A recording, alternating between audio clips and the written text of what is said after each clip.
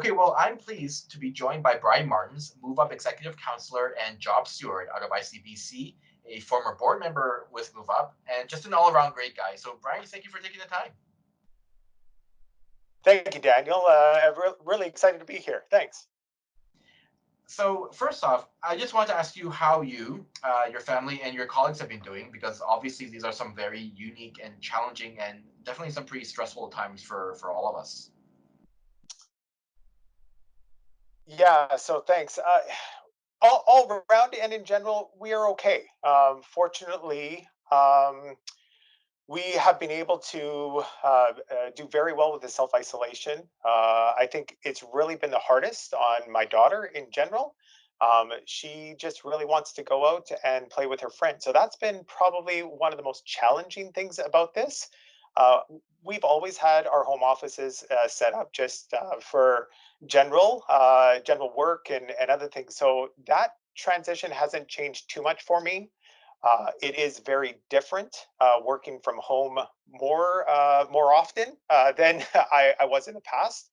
Um, but yeah, I think the we are getting along pretty good. So It's good to hear, Brian. So now, Brian, you and I have known each other for quite a while now. But for people who don't know, Brian is actually one of the most tech savvy guys you will ever meet. Because I know whenever you're here in our office on an assignment, you're helping us troubleshoot some sort of technology. And a couple of years ago at our Bob Derby Memorial charity golf tournament, which, by the way, for those who don't know, it supports a really, really great cause in the Union Protein Project. And yes. right now we know how important supporting food banks are, especially in times like these. So at that golf tournament, you brought out the drone, and you were able to capture some really, really stunning just photos and videos of that tournament. So now tell me, when did 3D printing fall onto your radar? And for people who don't know, can you actually explain what 3D printing is? Yeah, sure. Thanks. To your first question, what is actually, let's go into what is 3D printing. 3D printing really is a combination of your regular kind of ink printer or laser printer that you might have at home, and combine that with, let's think of a glue gun. If you've ever used glue guns in crafting before, it's the same type of thing. So it uses that type of glue, or we call it resin, and resin is heated up through a small little opening, like a little kind of opening, and it's kind of squeezed out on a page. And and where the 3D printing comes in is it's really fine. It's actually like zero point 0.4 millimeters of a nozzle head, so it's really small. And it goes back and forth, just like your inkjet printer would. And it builds layers upon layers upon layers until you actually get the finished product. And so that's the very basic form of 3D printing. It uses essentially some 3D projects, some engineering in the background, but you can kind of download a lot of the files and just put them onto the printer and hit print. It's really, it's becoming that simple, unless you want to get into the finer details and make your own parts. When did 3D printing come into my past? A friend of mine probably got one, well, about, let's just say about a half dozen years ago, and he started printing out little trinkets and little odds and ends, but then he started actually coming out and showing what he could do with computer parts. And as you said, I'm kind of into technology, and so computer parts and these little computers called pies were out. And so as I started kind of getting more involved, I was like, I think I could start using this around the house and with my own little hobbies that I have. And so about a year back, I picked one up and I made some small little projects, but it kind of just sat there for the last little while, not really doing anything. That's some of the complaints about the 3D project world is sometimes you use it and then it just sits there for a while, and then you'll figure out, oh, I could use this for something else. So it kind of comes back and forth. But that's kind of when it came into my life. Yeah. So obviously, you talked about sometimes you've got things that you want to do with it, and then other times it just kind of sits idle. But it sounds like there's a lot of possibilities. Anything from like you mentioned, little trinkets, tools, to toys. But now I know you've decided to channel some of those efforts into printing something that is really going to be able to help our communities, and in particular our frontline healthcare workers who are really working hard to get us through this COVID-19 pandemic and to keep us healthy and safe. So tell us about that. Yeah, so it was about a week ago, and it was just circumstance and timing. Is that a friend of mine, that same friend in the 3D community that I know, he sent me a link to a group in Canada that was forming basically a conglomerate of 3D printers and advocates that wanted to get together and start printing face shields. That was the big concern that we had started hearing about. And basically, face shield for frontline workers, healthcare workers, essentially is that small mask, like the clear shield, and somewhere just basically to put it up on your forehead. And so um, it really, this whole design implementation came out of Europe. The brand company that came out with it was a company called Prusa, and Prusa started developing their own designs and went through the whole kind of reviews and back and forth with their healthcare in Czech. And then really that's kind of developed and come out to North America now because we are a little bit further behind them, and we've started seeing that need as well too for masks and some other elements as well too. And so face shields, and that was the predominant thing that we were looking for. And so it was about a week ago when I was actually called up by Annette Toth and LBXA. And it was some of their workers that they were trying to figure out the same type of thing. They're like, well, Brian, what do you know about 3D printing?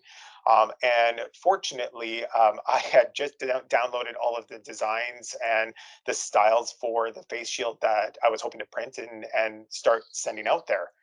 And so it was just really, it was a good side of kind of communication and interrelations, and we're going to be able to at least bring some to those workers. And then I'm going to join up with another group called the COVID-19 3D printing group out of Coquitlam, and hopefully I'll be able to help them out and use what I can to help their services and get them to healthcare and frontline support workers. And for people who have 3D printers at home and they want to get involved, is it just as easy? Can we just go and Google these support groups and be able to find them? Yeah, yeah, it is interesting. You could absolutely start Googling. You will find, unfortunately, way too many options right now. There are so many different options and so many different support groups. One of the things that we would really like, and one of the things that I've started looking into, is trying to help coordinate all the different efforts, because there really are a lot of different efforts and a lot of different programs going on. And so you absolutely can. There's one directly in Richmond right now that you can join up with. I can't remember their name right now. Coquitlam. There is one centralized out of Ontario. They're trying to, but if you just Google COVID-19 3D printing and Canada, I'm sure there will be a lot of different resources that come up because there is a lot of need right now. It's fantastic. And how many are you able to print out, like on your printer, say in a day or so? Yeah, the style that I have that I'm printing out right now, I can do one every about 2 hours. So it's a decent amount to turn around. The different types, depending on which group you're with and which style you're getting, you can speed that up or slow that down potentially. There are so many different designs, and each sector of work has sometimes different requirements. There's different styles that they want to go after. But generally there are about four main styles out there right now. I've chosen one that I can at least implement fairly quickly. It uses as little as printing materials as I can right now, just because I'm limited in those printing materials until we start getting some shipments, and that will take time. So, but yeah, it's about one every 2 hours and 20 minutes is roughly the timeline for turnaround. Very cool. And so, aside from the face shield printing, are there any other cool projects that you're working on right now, or maybe other cool projects that you see your colleagues working on? Yeah, so there are generally there's three different styles that other people are working on too. The face shields are obviously number one. The secondary is actually mask supports. Their simple name is ear savers, and basically what they are is a simple straight band with some notches every about half an inch. And they basically hook your mask, because what happens is there's been a lot of complaints recently with regards to the mask, the actual N95 mask that go around your ears and go to the back of your head. What happens is their ears get sore because they're wearing the masks all day long, and so to try to save and get that sensation to help people out, we've been printing off these bands as well too, and they're about that big, and you just hook the one end of the elastic band and put it on your head, and so it literally just saves your ears. So that is one of the other projects. There's actually a really cool article that just came out with regards to a Boy Scout, I believe in Ontario, that really started this up, and really has run with it quite well. And so he's doing that, and yeah, that was a news article just the other day. So there's a lot of other support. There are others, a bit more controversial and a little bit harder to print, are actually masks, just because there is a limitation or there definitely was a limitation in N95 masks available. People were trying to implement and try to design other masks that would do the filtration as well too. So that's out there as well too. Not as frequent, because there's a lot of design implementation. You actually, if you don't get the seal just right, it doesn't implement, depending if you have beards or whatever. It doesn't help too much, so that isn't as prevalent. But those are the two main designs that I'm looking at right now. um, I've kind of put printing toys on hold for a while, just because again the printing materials are very limited, so for now, yeah. Well, you know what, Brian? I just want to say, you and other people who are like you, who are doing your part to get all of our communities, um, uh, doing their part for the community is just absolutely wonderful to see. And it is people like you who are going to help us get through this. And so I want to say thank you, and I know a lot of people want to say thank you, and I know a lot of people hopefully watching this video will will see what you're doing and take that initiative to find ways that they can contribute as well, so that we can all get over the COVID-19 pandemic safe and healthy on the other side.